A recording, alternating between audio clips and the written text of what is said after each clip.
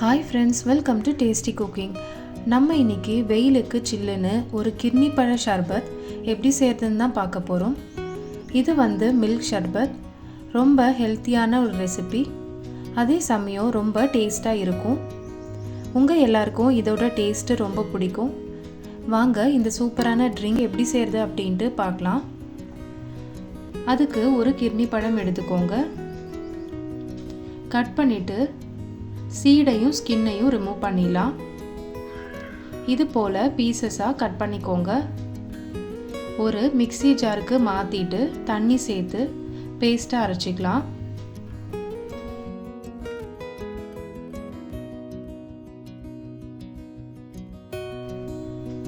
பவுலில் 1 table spoon sabja விதைகள் சேர்த்துக்கோங்க. ஊற வைக்கிறதுக்கு தேவையான அளவு தண்ணி சேர்த்துக்கலாம். பேனை அடுப்பில் வச்சுருங்க. இதில் 2 கப்பு தண்ணி சேர்த்துக்கலாம். தண்ணி நல்லா கொதிச்சு வந்ததுக்கப்புறமா ஊற வச்ச ஜவ்வரிசி 1/4 கப்பு சேர்த்துக்கோங்க. கொஞ்ச நேரத்தில் நல்லா டிரான்ஸ்பரண்ட்டாக வந்துடும். தனியாக எடுத்து வச்சிடலாம். பவுலில் 1/4 கப்பு பால் சேர்த்துக்கோங்க. 2 டேபிள் ஸ்பூன் கஸ்டர்ட் பவுடர் சேர்த்துக்கலாம்.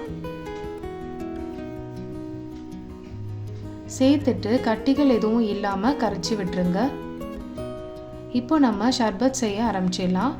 அதுக்கு பேனில் 2.25 கப்பு பால் சேர்த்துக்கோங்க. மொத்தமாக 1/2 லிட்டர் பால் தேவைப்படும்.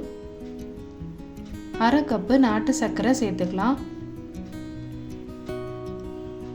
நல்லா கலந்து விட்டுருங்க.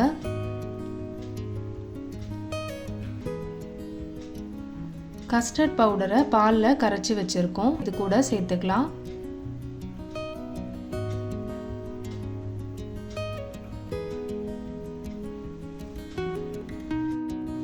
நல்லா கலந்து விட்டுருங்க.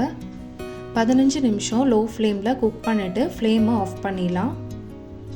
இப்போது நம்ம ஏற்கனவே தயார் பண்ணி வச்சுருக்கிற கிர்னி பழத்தோட பேஸ்ட்டு சேர்த்துக்கோங்க. மிக்ஸ் பண்ணிக்கலாம்.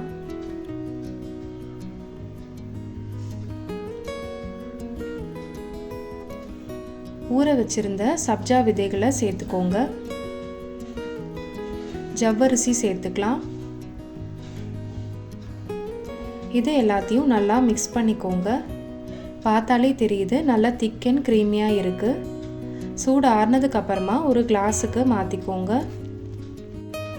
இதை நீங்கள் ஃப்ரிட்ஜில் வச்சுட்டு சில்லுன்னு சர்வ் பண்ணால் ரொம்ப சூப்பராக இருக்கும்.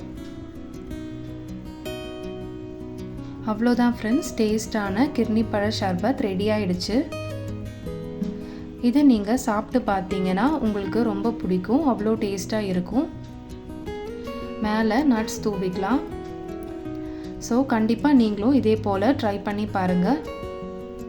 இந்த ரெசிபியை ட்ரை பண்ணிவிட்டு எப்படி வந்துச்சுன்னு மறக்காமல் கமெண்ட்ஸில் ஷேர் பண்ணுங்கள். இந்த வீடியோ உங்களுக்கு பிடிச்சிருக்கும்னு நம்புகிறேன். பிடிச்சிருந்தா சேனலை லைக் அண்ட் சப்ஸ்கிரைப் பண்ணிக்கோங்க. மீண்டும் ஒரு சூப்பரான ரெசிபியோடு சந்திக்கிறேன். தேங்க்யூ.